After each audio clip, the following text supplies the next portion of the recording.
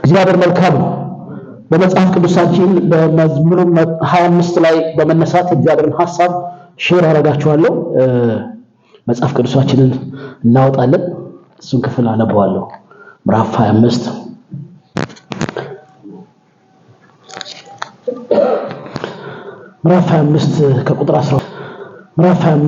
ከቁጥር 12 ጀምሮ የመጽሐፍ ቅዱሶቻችንን እናወጣለን። ከሞባይልም ላይ ሃርድ ኮፒ የሚያዝን እንደዛው በጌታ በኢየሱስ ስም ምዕራፍ 25 ቁጥር 12 አነባለሁ። እግዚአብሔርን የሚፈራ ሰው ማን ነው? ጥያቄ ምልክት አለው። መጽሐፍ ቅዱስ ላይ በጣም ጥቂት ክፍሎች ናቸው በጥያቄ ምልክት የተቀመጡ። በተለይ አዲስ ኪዳን ላይ ጥቂት ቦታዎች ናቸው፣ 2 ወይ 3 ቦታዎች እና ብዙ ጊዜ ምን ያህል እንደምናስተውል አላውቅም። 4 ነጥብ 2 ነጥብ ጥያቄ ምልክት እና ዛሬ ጥያቄ ምልክት እንድታስተውሉ ጠይቃችኋለሁ። ምን አለ መጽሐፉ ላይ? እግዚአብሔርን የሚፈራ ሰው ማን ነው? ያንን ሰው ራሱ እግዚአብሔር በሚመርጠው መንገድ ያስተምረዋል። የዚህ ሰው ነፍሱ በመልካም ታድራለች፣ ዘሩም ምድርን ይወርሳል። ክብር ለእግዚአብሔር ይሁን። ይበቃናል። ቀላሉ ጻፉ።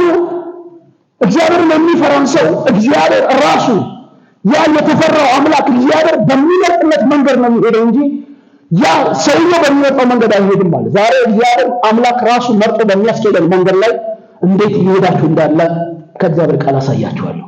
ቃሉ መስታወት ስለሆነ እግዚአብሔር መንገድ ይመርጥልናል። መጽሐፍ ትዝ ይላችኋል። ሁላችን ወደ ገዛ መንገዳችን አዘነበልን አይደል ያለው ዳዊት ኢሳይያስ 53 ላይ ሁሉ ሰው ወደ ገዛ ፈቃዱ ወደ መሰለው ወደ የአምላኮቹ አማልክቶቹ ፊቱን ነበር ያዞረው። እግዚአብሔር ግን በሚመርጠው መንገድ በዚህ መንገድ ብሎ ኢየሱስን መንገድ ያደረገው። ክብር ለእግዚአብሔር። እግዚአብሔር የሚወዳቸው ሰዎች በሚመርጠው መንገድ ነው የሚመራቸው እንጂ እነሱ በሚመርጡበት መንገድ አይሄዱም። ክርስትና እንደዚህ መሆኑን ቀድሞ ቢነገር የኖረው ላልገባችን ነበር። እኔ በማልመርጠው ራሱ በሚመርጠው መንገድ እንደሚመራ ብሰማ ኖሮ። ግን ችግሩ አባብሎ ነው ወደዚህ መስመር ያስገባኝ። አባበለና አስገባኝ። መንገዱ ሳይሆን ከባድ ነው። ቢሆንም ግን መንገዱ ምን አለው? ትምህርት በሉኝ፣ ትምህርት አለው። እግዚአብሔር በሚመራችሁ መንገድ እናንተ እግዚአብሔር የምትፈሩ ሰዎች እግዚአብሔር በሚመራችሁ መንገድ ላይ ስትሄዱለት ትምህርት አለው። ቢያምንም ትምህርት አለው፣ ቢያስብም ትምህርት አለው፣ ቢያስለቅስም ትምህርት አለው። እናንተ ወጣቶች በሕይወት ዘመናችሁ ውስጥ ከጌታ ጋር አብራችሁ ስትቆዩ እድሜ ሲሰጣችሁ እንድትሄዱ የሚፈልገው የራሱ የሆነ መንገድ አለው። እዛ መንገድ ላይ ፈቀቅ እንዳትሉ፣ ሆኖ ይህን መንገድ አልነገርከኝም እንዳትሉት። መንገዱን የሚመርጥላችሁ የሰራዊት ጌታ እግዚአብሔር ነው። ክብር ለእግዚአብሔር። እስራኤል ከግብፅ ሲወጣ መንገዱን የመረጠለት ማን ነው? እግዚአብሔር እኮ ነው። በጣም አጭር መንገድ እንደነበር እነ ሙሴ ያውቃሉ። የሚገርማቸው የዘኍልቍ ጸሐፊ ሲናገር ለምን በአጭሩ መንገድ ያልመራሃቸው ብሎ ሙሴ እግዚአብሔርን ሲጠይቀው ምንድን ነው ያለው? አይ በአጭሩ መንገድ ያልመራኋቸው ምክንያት ኃያላንና ነገሥታት ተዋጊዎች ባሉበት መንገድ የመራሁበት ምክንያት ሕዝቦች ሰልፍ እንዲማሩ ፈልጌ ነው አለ። ጦርነት እንዲማሩ ፈልጌ ነው አለ። ከብርቱ ጋር ብርቱዎች ባሉበት፣ 7 ኃያላን ባሉበት መንገድ ላይ አንዳንድ ጊዜ ህይወታችን እንደዚህ ይሆናል።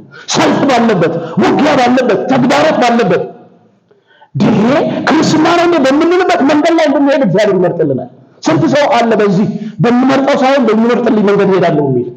እግዚአብሔር በሚመርጥላችሁ መንገድ ሄዱ። አሜን በሉ። እግዚአብሔር የሚመርጠው እሱ መንገድ ደግሞ ለሚፈሩ ሰዎች የተዘጋጀ መንገድ ነው። ክብር ለእግዚአብሔር። ስለዚህ በፈለገው መንገድ ነው እስራኤል የመራው። እስራኤል በፈለገው መንገድ አይደለም ሄደው። አሁንም ግብፅ ሀገር ላይ ያሉ ሰዎች በሲና በረሃ ውስጥ እስራኤል ለመድረስ በጣም ጥቂት ቀን ይፈጅባቸው። እግዚአብሔር ግን 40 ቀን መንገዱን ለምን አደረገው? ለምን አረዘመው? ማጉረምረማቸው ነው እንዳትሉኝ። መንገዱን የመረጠው እግዚአብሔር ነው። እየተናገርኩ ያለሁት እግዚአብሔርን ለሚፈራ ሰው የሚመረጥለት መንገድ በእግዚአብሔር እንጂ በራሱ አይደለም። በፈለጋችሁት መንገድ አትሄዱ። እግዚአብሔር በፈለገው መንገድ ነው የምትሄዱት። አሜን። ይስማማችኋል?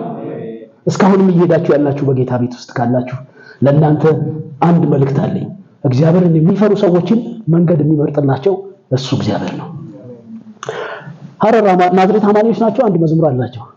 እግዚአብሔርን የሚፈራ ሰው ይሄን ነው ዘምረውታል አይደል? በሚመርጠው መንገድ ያስተምረዋል። ክብር ለአምላክ ለእግዚአብሔር ነው። መጽሐፍ ቅዱሳችን እግዚአብሔር በመረጠላቸው እንጂ እነሱ በመረጡት መንገድ ያልሄዱ ግን ደግሞ ለትምህርታችን የተጻፉ ብዙ ባለ ታሪኮችን አጭቆ የያዘ መጽሐፍ ነው። የተጻፈ ሁሉ ለምናችን ተጽፏል? ለትምህርታችን ተጽፏል። ስለዚህ ጥቂት ሰዎችን ከመጽሐፍ ቅዱስ ላይ እናያለን። በራሳቸው መንገድ ሳይሆን እግዚአብሔር በመረጣላቸው መንገድ ላይ ሄደው ከእግዚአብሔር የተማሩ። ቴዎሎጂ ከባድ ነው። እኔ እግዚአብሔር ወርቶኝ ሁለተኛውን ማስተርስ ዲግሪ በቴዎሎጂ ይዣለሁ። ፒኤችዲ አሁን እየጀመርኩ ነው ያለሁት። ከዚህ በቀለም ትምህርት ከተማርኩት ቴዎሎጂ እጅግ በጣም ከባድና ከባድ ነው። የትኛው? እግዚአብሔር መርጦ እኔን የሚያስኬድበት መንገድ። ብዙ ጊዜ ሰባኪዎች፣ በጌታ ቤት ያደግን አገልጋዮች የምንለው እሱን መንገድ ታሽቶሎጂ ነው የምንለው። ቴዎሎጂ ሳይሆን ታሽቶሎጂ ነው የምንለው። ታሽተን የምንሄድበት መንገድ ነው እግዚአብሔር የሚመርጠው መንገድ። ምናልባት በዚህ የክርስትና ሕይወት ጉዞ ውስጥ እየመረራችሁ ያላችሁ፣ እየደነገጣችሁ ያላችሁ ሰዎች ዛሬ መልእክት አለኝ። አስደንግጡ። የመንገዱ ባህሪ ነው። ነጋችሁን፣ ብዙዎቻችሁ ወጣቶች ናችሁ፣ ነጋችሁን የሚወስንላችሁ እግዚአብሔር እንጂ እናንተ አይደላችሁ። በሚመርጠው መንገድ ይመራችኋል። አሜን። ስንቶቻችሁ ዝግጁ ናችሁ እግዚአብሔር በሚመርጥላችሁ መንገድ ለመሄድ? እሱ መንገድ ያዋጣናል። የራሳችን መንገድማ አላዋጣንም እኮ። የራሳችን መንገድማ አከሰረን አይደል እንዴ? በራሳችን መንገድ ሄደን ወደ ሞት ነበር ሄድነው። የኛ የነበሩት መንገዶች ሁሉ ወዴት ነበር የሚመሩት? ወደ ሲኦል ነበር የሚመሩት አይደል? እግዚአብሔር ግን በክርስቶስ ኢየሱስ በኩል ያሳየን መንገድ ተመችቶናል። አሁንም በሱ ቤት ስንኖር በሚመራን እንጂ በሚመራው መንገድ እንሂድ አትበሉት፣ አንበለው። ጌታ እሱ የሚመራንን መንገድ እሺ ብለን እንሂድለት። ቢያምን አሜን እንበል። እግዚአብሔር የሚፈራውን ሰው በምን መንገድ ይመራዋል? ራሱን እንደሚልለት በሚመርጥለት መንገድ።